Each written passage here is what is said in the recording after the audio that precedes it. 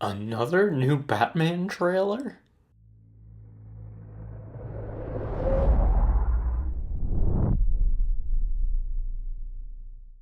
So for the purposes of this video, I'm going to skim over all the things we've already seen in previous trailers and go in favor of the new stuff that we saw in this one. The first new thing that we see is Jamie Lawson as her character Bella Real approaching Bruce Wayne and talking to him about his reclusiveness. We also get to see Hangover Bruce again.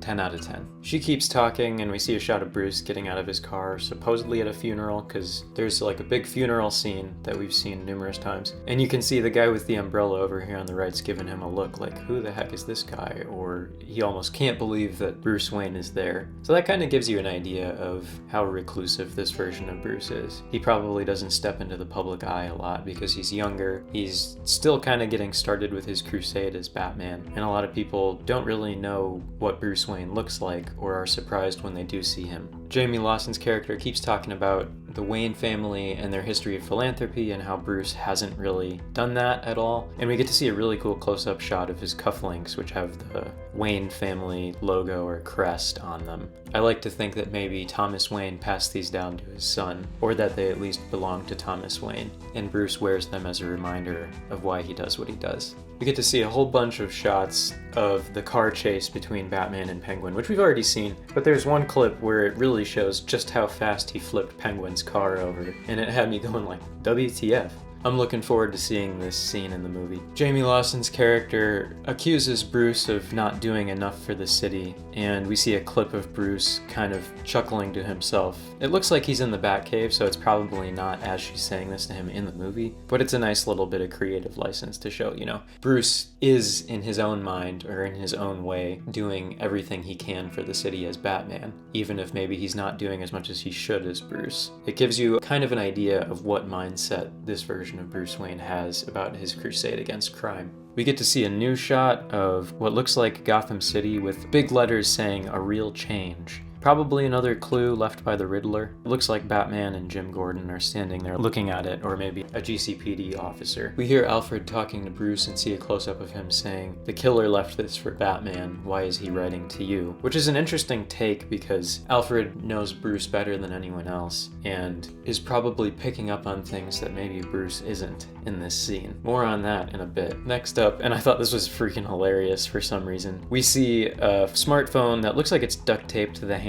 of one of Riddler's victims, but it's like a freaking FaceTime call between Batman and the Riddler. It's a clever thing to do, but it's also kind of comical to think that, Riddler just FaceTimes people to talk to them. This is where the Bat and the Cat part of the trailer really kicks off, and we see a bunch of shots of Batman talking to Selina and whatnot, and we get to see a bunch of cats around Batman's feet, to which he states, "You have a lot of cats," and Selina says, "What can I say? I like strays." I like that a lot. That's a great dynamic, and I'm excited to see them together on screen. And Zoe Kravitz, I think, is going to kill it as Catwoman. We also get a lot of really great sound bites of Robert Pattinson's Batman. For this next bit, minor spoiler alert, so heads up if you don't want it to be spoiled for you. Next, we see a montage of shots that we saw in the last trailer with Riddler being arrested, but the big reveal here, and the callback to what Alfred said to Bruce about the killer writing to Bruce instead of Batman, is that we hear the Riddler stating he knows Batman is Bruce Wayne. I kind of wish they didn't reveal this much in a trailer, but I can only imagine that there's going to be a ton more things that we don't know yet that'll be pieced together when we watch the movie. That's kind of just my general beef with trailers.